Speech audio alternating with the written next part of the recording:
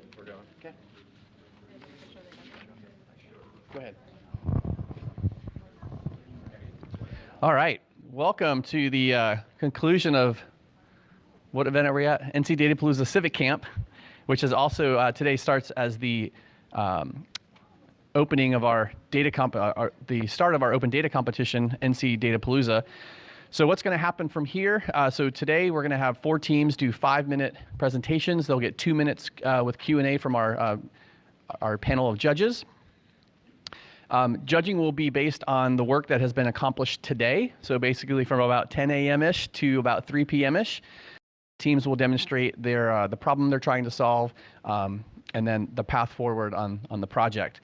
As far as Datapalooza is concerned, what happens after this is teams who want to continue and enter the Datapalooza competition, including teams who aren't here today, can submit their team on up to October 12th.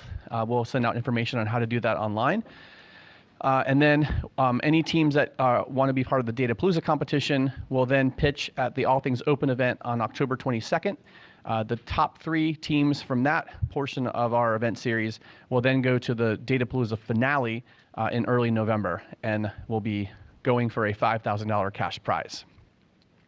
The team that wins today, from based on our judges and based on the criteria that you worked on, will win a $1,000 cash prize. All right, so let's see. The first team we'd like to go is Open Inventory. So come on up.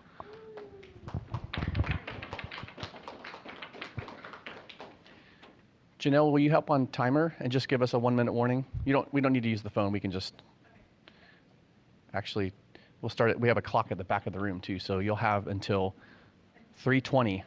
All right? You can use that microphone or this one that you pick. Yeah, share. Oh, okay. Can you hear me now? All right, so that way I can kind of see as well. We are the Open Inventory Group. We are working to put together a fire department inventory system. And there we go. So the use of open data, we are going to pull in data about the fire department locations and the different fire districts within each of the counties throughout North Carolina. And the goal is to assist personnel in tracking inventory. Currently, the vast majority of fire departments across North Carolina are using manual paper and pen method. And occasionally when the equipment comes up missing, so does the log that says who saw it last, which makes it really difficult to track down where that equipment was when it was last seen and try to recover it. And fire department equipment is not cheap. Even the inexpensive stuff is expensive. So various other inventory management systems. One of the things that we had talked about was these really cool RFID tags and being able to just like quickly scan all the compartments in a truck. And then we were informed that sometimes this equipment goes into houses that are on fire, and RFID tags don't stand up to that very well. So we're still going with a manual method for actually tracking the inventory, but at least putting all of that information into a database. So that way when something comes up missing, we can flag it as such and send that information to the person that needs to know about it. The impact, greater accuracy. Most departments do not have the budget to attempt really much of anything beyond paper and pen. They're working with volunteer fire departments. A lot of times the firefighters themselves are not getting paid at all and can just keep the equipment fueled and ready to go. Is hard enough on the budgets. We are lucky here in the Triangle. Most of the fire departments right in Raleigh, Durham, and Chapel Hill are pretty well funded, but the rest of the state does not have that luxury. So the purpose is twofold. Fire departments currently manage inventory with paper forms, and most of those departments don't have those budgets to upgrade from there. We're looking at developing an open inventory system, so that way once we get a solution set up for one department, it can then be rolled out to additional departments with a minimal additional cost to implementing that system. We did also learn that some of the departments may have different names for similar pieces of equipment, and so the system that we're looking at putting together allows each of the departments to assign different names to the equipment and the compartments on the trucks. This solution is better than paper and pen because, well, it's not paper and pen, so start there. We can also send automated notifications whenever something is missing. We can maintain logs, and we'll also be able to generate data about items that go missing, which departments are losing items most frequently, which person tends to be the last one to do the inventory before something comes up missing. Things like that might be interesting to start pulling out of the data. Scalability. Once the MVP is created, we can work with one department, improve the system. After the first department likes the system, add additional departments. And about 80% roughly of the departments throughout North Carolina do not have the budget to be able to implement a more sophisticated inventory system and simply use paper and pen. Progress. A functional prototype has been developed using Flask, and it's located on GitHub. There's the URL there. Oops, my mouse is right over that gentleman's name. Peter Hallenbeck has been our point of contact with this, trying to put together a solution, and the next step that we're moving towards is being able to use sample data and pull that data into our system to be able to create something that is more of a functional prototype. In execution, we need to track the inventory and report the lost items. That's the key benchmark. If we can do that, then we have a functional minimum viable product. Everything after that is bonus. So we need to develop our MVP further. We need to test with example data, partner with fire departments in the area to improve that MVP, and then expand to additional fire departments. Ultimately, we can roll out across North Carolina and integrate with other systems that the firefighters are already using. Thank you.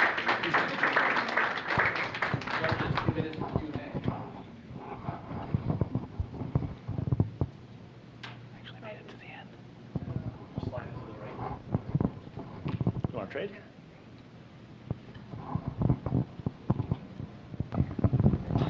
Hi, I have a question about the inventory tracking. It struck me that you're really trying to figure out why you're losing some items. Is that really the biggest pain point? Or do you really want to track the inventory in general, say, okay, we are running low on this item, so we can be proactive about ordering and purchasing? That sounds more like a positive message than like we're trying to figure out who stole some things. I don't think it's theft, it's that the equipment gets used at the site and things can get left behind or lost or put on a different truck. So it's tracking what happened to it. You know, it's not so much that the stuff is disappearing, it's that, you know, 3 or 4 trucks might come to, I'm assuming, a location for an event, and things come off the truck to be used, and do they get back on the right truck and, you know, to the right department. And we're not necessarily accusing Bob the firefighter of stealing all the axes, but maybe he has a propensity for leaving them at the scene and should probably receive a little training to remember to put that axe back in the compartment. Well, I think a bigger advantage too is also county-wide looking at budgeting. Once you have it digitally managed, then you can start looking at, are we buying the same equipment over again? Are we buying more of one thing? Could we get a better deal if we all work together? I don't, you know, I think there's more application for this data once it's collected.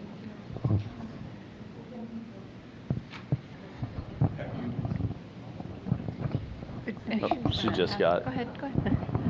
Just a quick question about who the project would help most.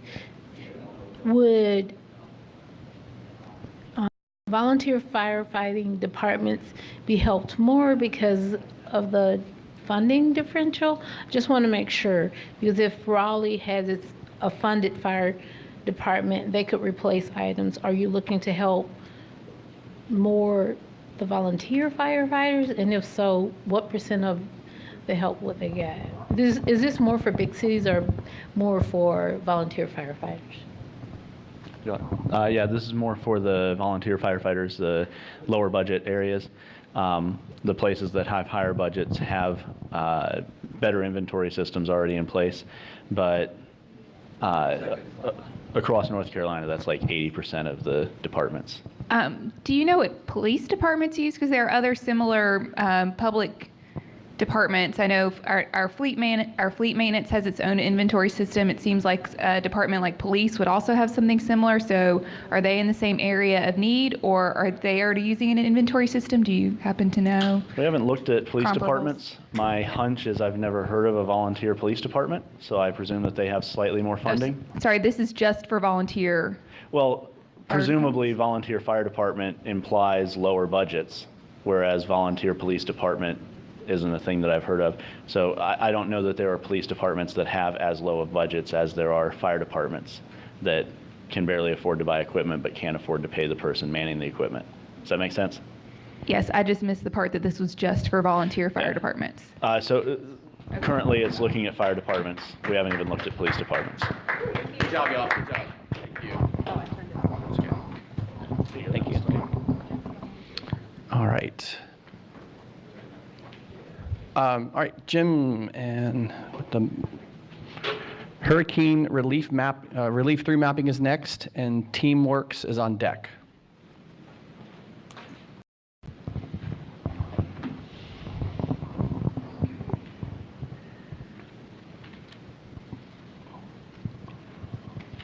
And you will have until 3:30 to present, and we'll do 2 minutes, 3 minutes. Well, we'll do 3 minutes for questions because that's what the first team got, minus the 30 seconds of the microphone malfunction.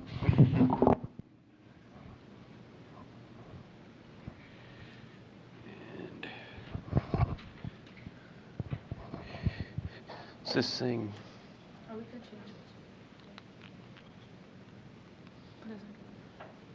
Don't waste your time with mouse.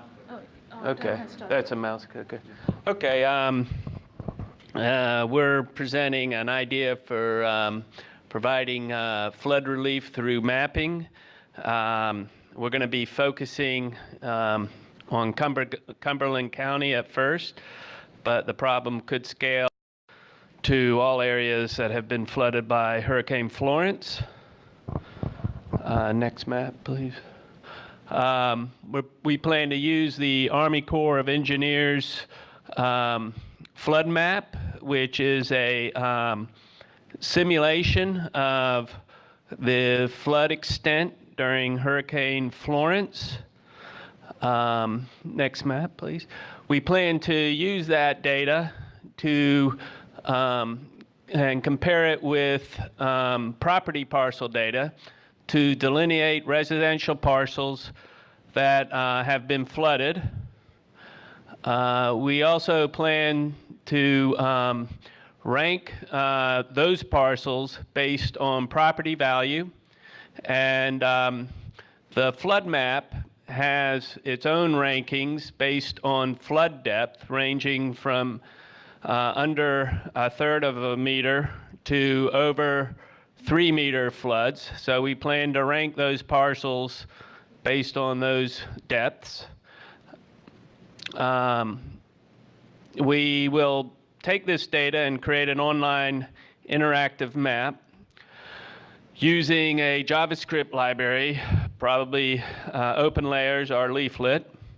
The map will have multiple layers, including the delineated flood parcels, the Army Corps of Engineers flood map, as well as additional socioeconomic data. Okay. This is a map showing median household income from the U.S. Census Bureau with the flood map overlaid. And as you can see, many of the areas that have lower income are either in the floodplain or close to. This is a better look at the actual median household income.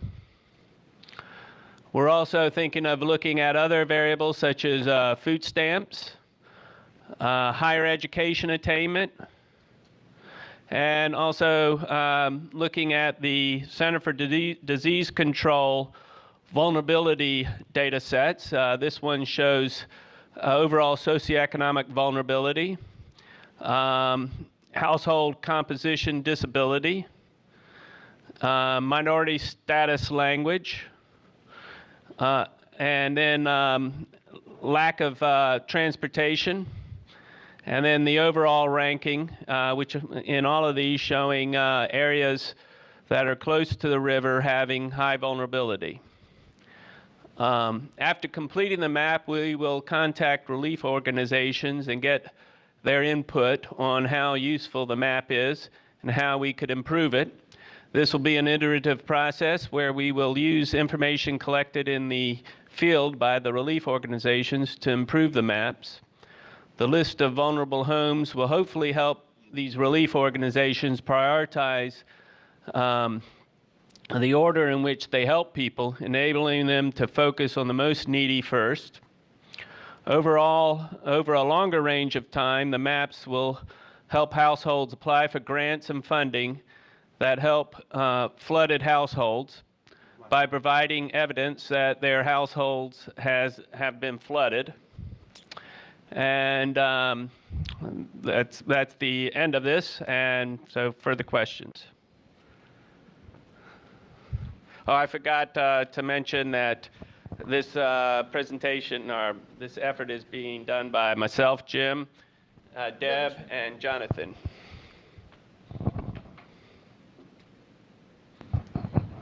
I'm curious, could you state what problem you solve?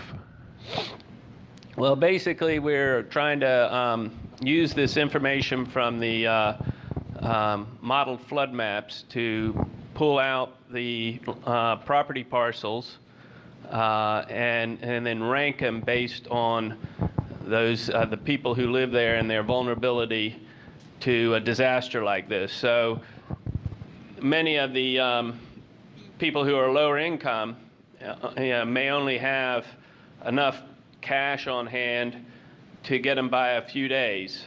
And so in a period like this where things like the power outage is out, the bus services weren't working, then they have to spend more time trying to fix their home while they're going to work. This will cause a lot more stress on them than somebody who has a larger cash reserve. So we're trying to get those people money as quickly as possible, and then on the longer run help them recover from the flood quicker than they normally would have in the past. So the impact of the flood is less on those individuals. 2 minutes remain for questions. I just got a little bit of a follow-up. So I see what you're saying with this. Do you have you made any contact with anyone before this started about this being a need, that this would be a way to approach it? I agree with you completely. Okay. that in your assessment of what it is, that's one of but the I think that's yeah. We no, because I just really thought about it a couple of days ago. This was kind of a process of the flood occurring in relation to us doing this JADA Jam and discussing it in a meeting that we had. And you mentioned you had a lot of people who you have contact with. But I do know from past, I've looked at the issue of catastrophes in the past and flooding. And one of the problems is, the most vulnerable tend to not get resources as quickly because, one, they need more resources, and also they're as far as like the time that they have to pursue these efforts themselves is less than somebody who has cash reserves and has a job in which they can take time off and everything. So I think there's a lot of evidence that there is a need for this, and so I'm hoping that we can find a relief organization that is already attempting to do what we want to help them with. 30 seconds left. Is this is this project scalable to other events, tornadoes, unplanned natural disasters, or is it specific to Florence? The approach could possibly be used in other events, but the map itself is something specific to a flood event, and also the scale of this type of event, warrants the collection of information like this. All right, thank you, Team Hurricane Relief Through Mapping. Teamworks is up next, and NC ClearPath will close us out for the day. Good job. Good work.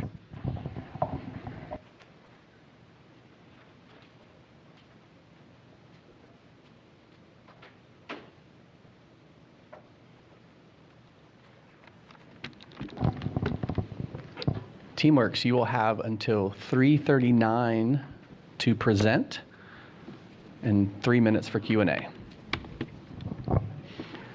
And for those on the live stream, there's a clock in the back of the room that you can't see. Oh, use the microphone.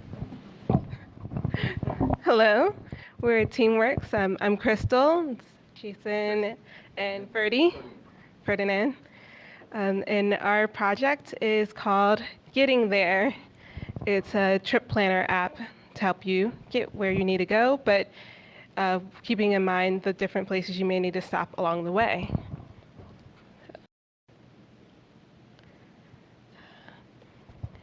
It allows you to choose multiple locations, so you can have different legs of your journey, and you can also input intervals that you'll need to stop.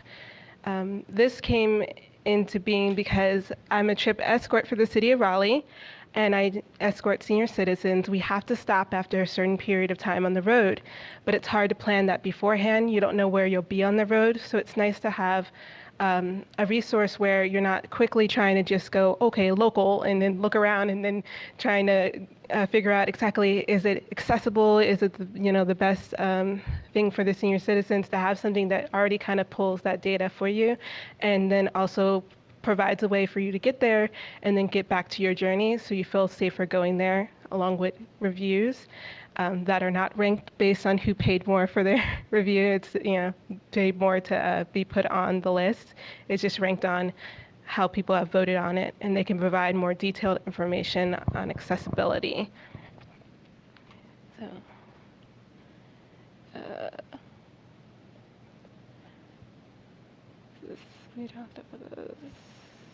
oh, and it will be building off of other APIs. So as opposed to seeing people as being competitors, they're more as beneficial to the app because they all have their good points and they have their weak points. And a lot of the weak points are related to giving you information that would be important for someone who's got mobility issues, such as my aunt who can't walk very far. So I'll usually go and scout out a location first. So we pull over and then I'll go in and see where it's the restroom at.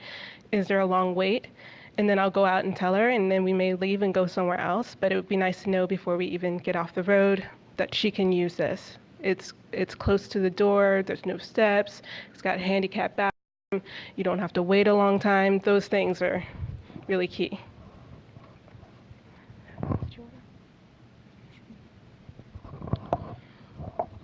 All right. So basically, as far as